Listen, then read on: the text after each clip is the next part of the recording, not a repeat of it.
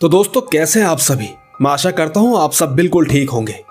दोस्तों हमारी आज की कहानियां सच कहूं तो बेहद ही लाजवाब है। शॉर्टकट में बताऊं तो यूं समझिए, ये नहीं सुना तो क्या सुना। मुझे पूरी उम्मीद है आपको हमारी आज की कहानियां जरूर पसंद आएगी।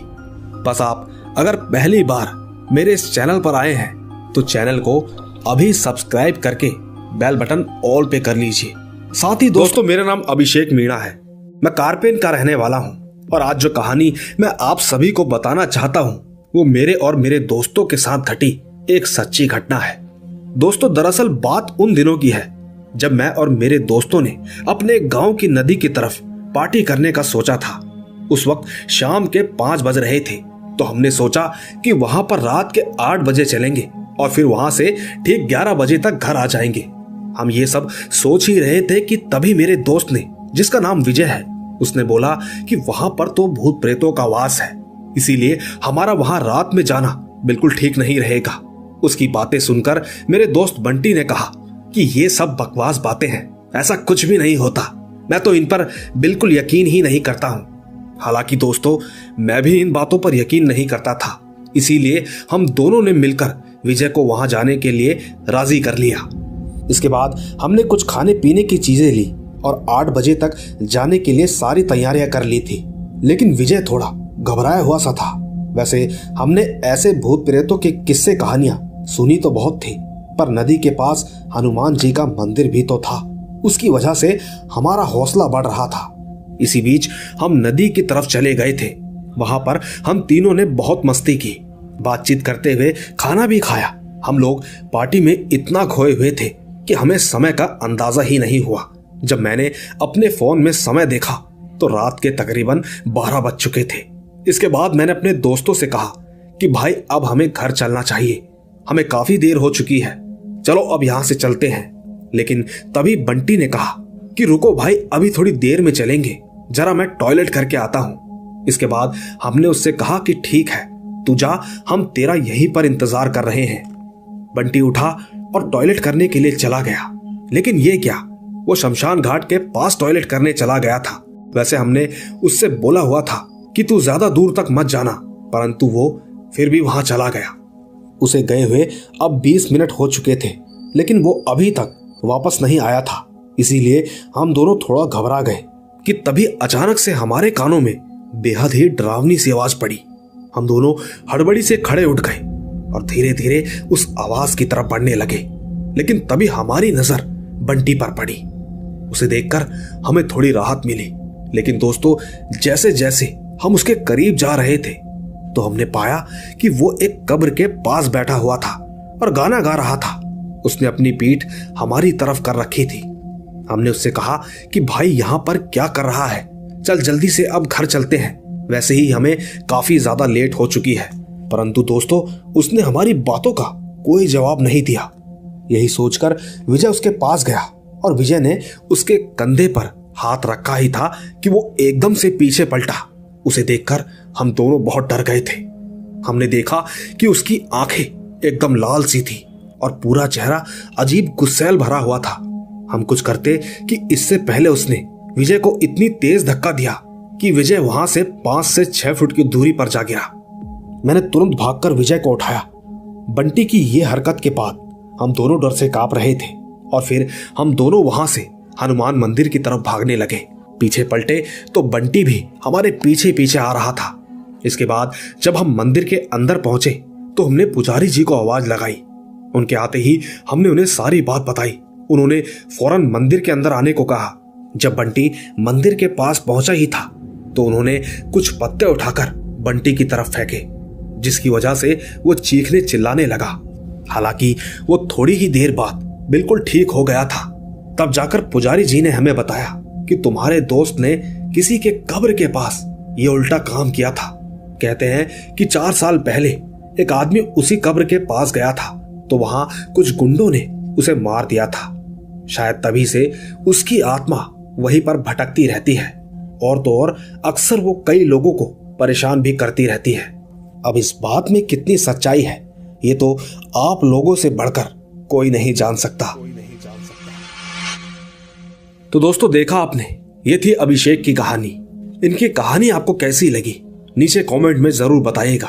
तब तक मैं ले चलता हूं आपको हमारी आज की दूसरी कहानी की तरफ। आइए सुनते हैं। दोस्तों, आज जो कहानी मैं आप सभी को सुनाने जा रही हूं वो मेरे साथ घटी एक घटना है।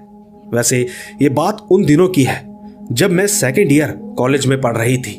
कॉलेज के साथ साथ मैं नौकरी भी कर रही थी। एक दिन की बात है, हुआ यूं कि हम सभी ऑफिस के स्टाफ वालों ने पार्टी करने का सोचा। उस समय नवंबर का महीना था, महीना ठंड का था, इसीलिए हम सोच रहे थे कि हम पार्टी कहां पर करेंगे। उसी बीच हमारे ग्रुप में एक लड़की थी जो फैमिली बैकग्राउंड से हम सब में सबसे अमीर थी। उसने हमसे कहा कि मेरे पिताजी का एक फार्म हाउस है, हम सब वहां पर पार्टी कर सकते हैं। और तो और वो जगह शहर से काफी दूर है, तो हमें वहां कोई परेशान भी नहीं करेगा।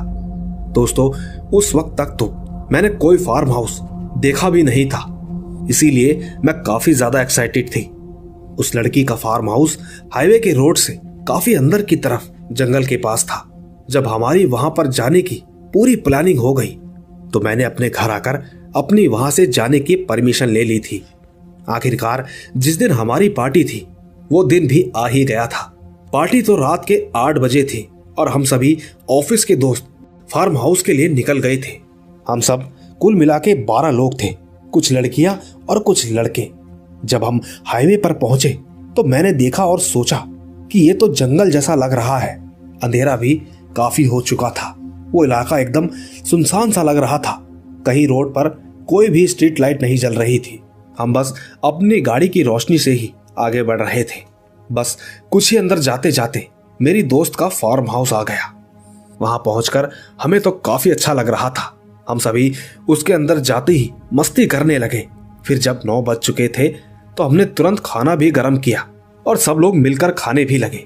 इसी बीच कुछ लोग तो म्यूजिक चलाकर नाच भी रहे थे। फिर जब मैंने घड़ी में समय देखा तो 10:30 बज गए थे। मैंने सभी से कहा कि अरे यार, काफी देर हो गई है, चलो अब घर चलते हैं। उस वक्त सबने मुझे कहा कि हम तो यहाँ कुछ देर और रुकेंगे, तुम्हें जाना हो तो चले जाओ। दोस्तों, उनकी बातों से ये साफ लग रहा था कि ये 2-3 घंटे से पहले यहाँ से निकलने नहीं वाले। इसीलिए मैं वहां से अपनी स्कूटी लेकर घर की ओर निकल पड़ी। फार्म हाउस से निकलने के बाद मैंने देखा कि अब तो पहले से भी ज्यादा अंधेरा और एकदम खाली और सुनसान रोड थी, जैसे कि मैंने आपको पहले बताया था। पर मैं अपनी स्कूटी की रोशनी से आगे बढ़ते जा रही थी। कुछ दूर पहुंचते ही मेरी स्कूटी अपने आप बंद हो गई। तब मैं सोचने लगी कि अब इसको क्या हो गया। इसके बाद मैं बीच रोड पर अपनी स्कूटी को खड़ा करके चेक करने लगी कि आखिर इसमें दिक्कत क्या आई है। इसी बीच अचानक ही मेरी स्कूटी की चाबी नीचे गिर गई। अंधेरा होने के कारण मुझे कुछ भी दिखाई नहीं दे रहा था, पर मैंने अपने फोन की लाइट चालू की और चाबी को ढूंढने लगी। कुछ देर बाद मुझे चाबी मिल गई। सच कहूं तो उस समय तक तो मुझे जरा सा भी डर नहीं लगा। जब मैंने चाबी को स्कूटी में लगाई तो स्कूटी चालू हो गई। मैं धीरे धीरे हाईवे की तरफ जाने लगी। इसी बीच मैंने एक बात नोट की, और वो ये कि मेरी स्कूटी का वजन भी काफी ज्यादा हो गया था। मानो ऐसा लग रहा था कि जैसे कोई मेरे पीछे बैठा हो। पर मैंने इस बात पर ज्यादा ध्यान न देते हुए अपने घर पहुंचने पर ध्यान दिया। इसी चक्कर में मैं स्कूटी भी काफी तेज चलाने लगी। मैं करीबन आधे घंटे के बाद में अपने घर पहुंच गई थी। घर पहुंचकर मैंने पाया कि सभी लोग सो रहे थे। मैं चुपचाप अपने कमरे में गई और फ्रेश होने के बाद सोने लगी। उस वक्त मेरी माँ और मेरा भाई बेड पर सोए हुए थे, तो मैंने अपना बिस्तर नीचे जमीन पर लगाकर सो गई। लेटने के बाद मुझे नींद नहीं आ रही थी। फिर 10 मिनट के बाद मैंने अपनी आंखें बंद की तो मेरे कानों में किसी के सांस लेने की आवाजें आने लगी। मैंने तुरंत अपनी आंखें खोली और अपने आसपास देखने लगी, पर मुझे कोई भी दिखाई नहीं दिया। मैंने दोबारा अपनी आंखें बंद की, लेकिन फिर भी मुझे वैसा ही महसूस होने लगा। ऐसा लगातार कम से कम 5 से 6 बार हुआ। इसके बाद मैं डर गई।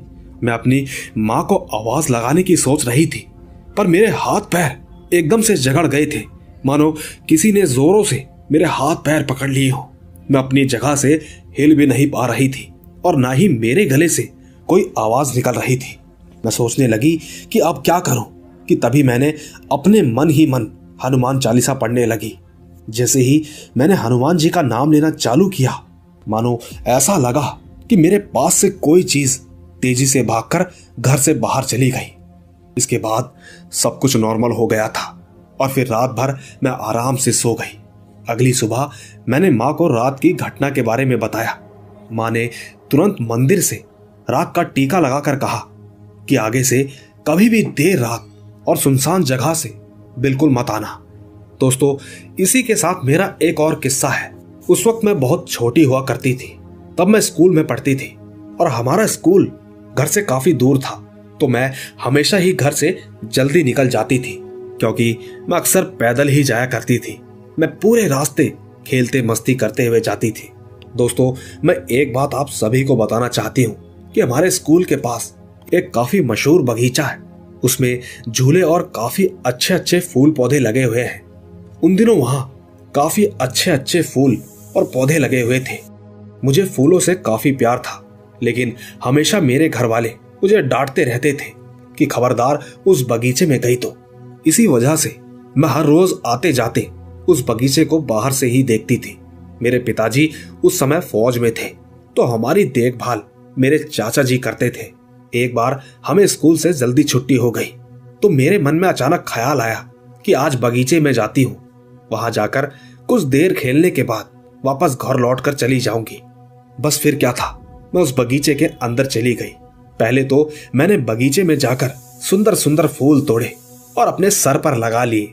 फिर थोड़ी देर वहां खेला भी। झूला झूलने में तो मुझे बहुत मजा आ रहा था। इसी वजह से मुझे समय का पता ही नहीं चला कि कब शाम हो गई। फिर मैं वहां से घर के लिए निकल गई। जब मैं घर पहुंची तो देखा कि चाचा जी घर के बाहर मेरा इंतजार कर रहे थे। जब मैं उनके करीब पहुंची तो उन्होंने मुझे सीधा 2 थप्पड़ मार दिए और चिल्लाकर बोलने लगे कि तू इतनी देर से कहां थी। मैंने कहा कि मैं बगीचे में झूला झूल रही थी। इतना कहते ही चाचा जी ने मुझे वॉशरूम में बंद कर दिया और मेरी माँ को कहने लगे कि खबरदार जो इस वॉशरूम का दरवाजा खोला, आज इसे अंदर ही रहने देना, इसको तभी अक्ल आएगी। इतना कहकर वो अपने घर पर चले गए। मैं वॉशरूम में बैठकर काफी देर तक रोती रही। मैं लगातार ये भी कह रही थी कि माँ अब से ऐसा नहीं करूंगी, आप प्लीज दरवाजा खोल दो। काफी देर रोने के बाद जब दरवाजा नहीं खुला तो मैं रोते रोते ही वहीं पर सो गई। काफी रात हो चुकी थी। तब चाचा जी आए और उन्होंने दरवाजा खोला। वो मुझे घर के अंदर लेकर गए और समझाया कि आज के बाद से स्कूल से घर और सीधा घर से स्कूल जाना, ध्यान रहे, अगर बगीचे में गई तो बहुत पिटाई करूंगा। इतना कहकर वो अपने घर पर चले गए। मैं तुरंत अपनी माँ के पास गई और उनसे माफी मांगी। कहा कि माँ मुझे माफ कर दो, अगली बार ऐसी गलती नहीं करूंगी। माँ ने कहा कि बेटा तेरे चाचा जी बुरे इंसान नहीं है। उस बगीचे में ना जाने की भी बहुत बड़ी वजह है जिसकी वजह से वो तुम्हें मना कर रहे हैं। मैंने माँ से कई बार पूछा कि आखिर वजह क्या है, आप मुझे प्लीज बताइए। तब जाकर कहीं माँ ने बताया कि हमारे गांव के पास एक खाली बंद घर है जो तूने देखा है। ये बात उससे जुड़ी हुई है। वैसे काफी साल पहले की बात है। उस घर में भी लोग रहते थे और उसी घर में एक लड़की भी रहती थी जिसका नाम रोजा था। वो दिखने में काफी खूबसूरत थी। पूरे गांव में उसके जैसा खूबसूरत कोई भी नहीं था। एक दिन वो गलती से उस बगीचे में चली गई। वहां पर उसने खेल कूद किया, बगीचे के फूल भी तोड़कर अपने सर पर लगाए। उसे वहां पर काफी अच्छा लगने लगा। फिर वो हर रोज शाम के समय वहां पर खेलने जाया करती थी और आते समय उस बगीचे के फूलों को भी अपने साथ ले आती थी। उसके घर वालों ने उन दिनों उसकी ये हरकतों पर ध्यान नहीं दिया था। दिन बीतते गए, वो रोज रोज उस बगीचे में जाती। इसी बीच उस बगीचे में उसको एक लड़का मिला। वो भी रोज उस बगीचे में आता था और रोजा से मिलता था। धीरे धीरे दिन गुजरते गए, वो आपस में मिलते रहे। इसी दौरान उन्हें प्यार हो गया था। इसके बाद रोजा ने अपने घर वालों को बिना बताए उससे निकाह मतलब शादी कर ली थी। फिर जब उसके घर वालों को ये बात पता चली तो वो पहले तो काफी गुस्सा हुए, फिर बाद में उनकी शादी को उन्होंने स्वीकार कर लिया। क्योंकि जब बच्चों ने ये कदम उठा ही लिया था तो पेरेंट्स को तो आखिर में ना चाहते हुए भी बच्चों की खुशी के लिए मानना ही पड़ता है। इसके बाद उन लोगों के शादी के कुछ दिनों के बाद पता नहीं क्यों पर रोजा का पति रोजा के घर में घर जमाई बनकर रहने लगा। और जब से रोजा का पति उनके घर में रहने लगा तो वो बिजनेस में काफी तरक्की करने लगे। उनके पिताजी का फ्रूट्स का बिजनेस था। ऐसे ही दिन बीतते गए, वो लोग खुशी खुशी रहने लगे। सब लोग एक साथ काफी खुश थे। फिर रोजा के 2 बेटे जो कि जुड़वा पैदा हुए। दोस्तों, आप सभी तो जानते ही हैं कि गांव में तो सभी जल्दी उठ जाया करते हैं और उठने के बाद काफी चहल पहल भी शुरू हो जाती है। एक दिन हुआ यूं कि गांव का एक आदमी सुबह सुबह टहल रहा था। उसने देखा कि रोजा का पति कहीं से आ रहा है। वो ये बात कई दिनों से नोट कर रहा था। उसका पति कहीं से आता है और फिर घर जाता है। ये देखकर उस आदमी को कुछ शक सा हुआ। तब उसने ठाना कि मैं इसके बारे में पता लगा कर रहूंगा। इसके बाद एक दिन उस आदमी ने उसका पीछा करने का सोचा। वो ठीक रात के 12 बजे रोजा के घर के पास छिप गया था। फिर रोजा के पति ने देखा कि जब सब सो गए हैं तो वो चुपके से घर से बाहर निकला और कहीं जाने लगा। वो आदमी उसका पीछा करते जा रहा था। थोड़ी दूर जाने के बाद उसने देखा कि रोजा का पति कब्रिस्तान पहुंच गया। वो आदमी भी सोच में पड़ गया था कि कोई इंसान इतनी रात को यहाँ क्यों जाएगा। वो दूर से ही रोजा के पति को देखने लगा कि आखिर वो कर क्या रहा है। रोजा का पति कब्रिस्तान के अंदर जाकर एक कब्र के पास जाकर रुक गया। कुछ देर वो उस कब्र पर ही बैठा रहा और फिर उस कब्र को खोलकर उसके अंदर सो गया। ये सब देखकर वो गांव का आदमी डर गया और सोचने लगा कि अभी इस वक्त किसी के घर पर जाना सही नहीं है। कल सुबह जल्दी ही सबको ये बात बतानी होगी। फिर वो आदमी वहां से चला गया था। अगली सुबह वो आदमी रोजा के घर पर आया और सबको जगा दिया। सबसे कहने लगा कि आप सभी को पता भी है कि जमाई करता क्या है। क्या तुमने कभी पता किया कि वो रात के समय कहां जाता है? रोजा के घर वालों ने कहा कि ये तुम क्या कह रहे हो? जो कहना है साफ साफ कहो। इसके बाद उस आदमी ने रात में जो कुछ भी देखा उसके बारे में सब कुछ बता दिया। फिर रोजा के पिताजी ने कहा कि ये हमारे घर का मामला है, हम खुद ही इस बात की तहकीकात करेंगे। ऐसे ही किसी बाहर वालों की बातों पर विश्वास करके हम किसी पर इल्जाम नहीं लगा सकते। रोजा के पिताजी की बात सुनकर वो आदमी अपने घर चला गया। वो जाते जाते कह गया कि ठीक है, आप कीजिए जो करना है, पर जल्दी ही कीजिएगा, कहीं ये ना हो काफी देर हो जाए। दोस्तों, ठीक उसी रात हुआ यूं कि जब घर में सभी सो रहे थे तो रोजा के पति ने देखा कि हाँ, सब सो गए हैं। वो घर से निकल गया। लेकिन उस रात रोजा के पिताजी जगे हुए थे। वो भी यही सोच रहे थे कि आज मैं देखता हूं कि आखिर उस आदमी की बातों में कितनी सच्चाई है। जब रोजा के पिताजी ने देखा कि उनका जमाई घर से निकल गया है तो वो भी ठीक उनके पीछे पीछे निकल गए। उसका पीछा करते करते उन्होंने देखा कि उसका जमाई सच में ही एक कब्रिस्तान के अंदर गया। वहां पहुंचकर वो एक कब्र पर जाकर बैठ गया और फिर उसके बाद उसे खोलकर अंदर जाकर सो गया। रोजा के पिताजी ने सोचा कि इस वक्त यहाँ ऐसी जगह पर बात करना ठीक नहीं, इससे तो कल सुबह ही बात करनी होगी। यही सोचते सोचते वो घर आ गए। जैसे ही अगली सुबह हुई तो रोजा के घर वाले सब जाग रहे थे। सब के सब उसके पति का इंतजार कर रहे थे। जब कुछ देर बाद उनका जमाई घर आया तो उसने देखा कि सब लोग जाग रहे हैं और उसी को घूर रहे हैं।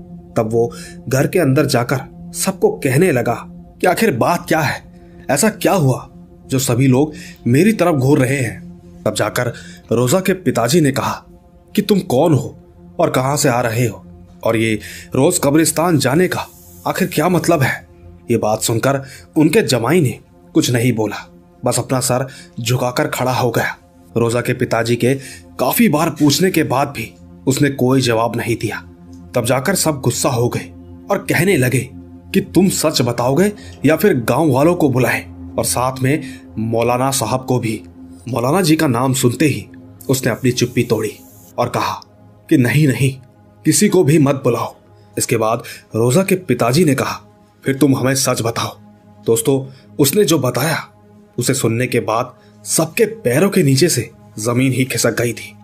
उसने कहा कि मैं इंसान नहीं हूं, मैं एक जिन्न हूं।